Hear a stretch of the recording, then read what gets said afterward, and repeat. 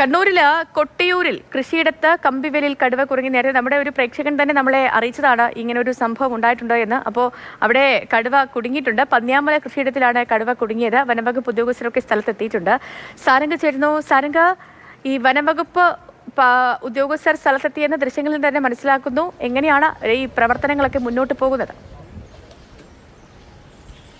സേതു, വനം വകുപ്പിന്റെ വലിയൊരു സംഘം തന്നെ ഇപ്പോൾ പന്നിയാമലയിലെ കൃഷിയിടത്തിലേക്ക് എത്തിയിട്ടുണ്ട്.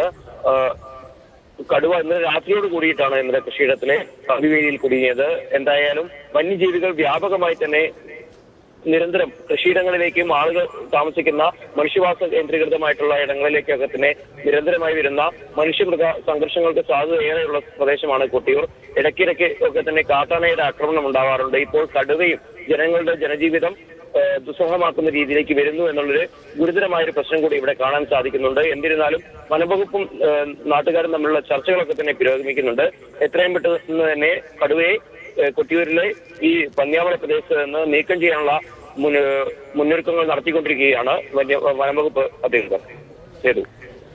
ശരി സാരംഗ്.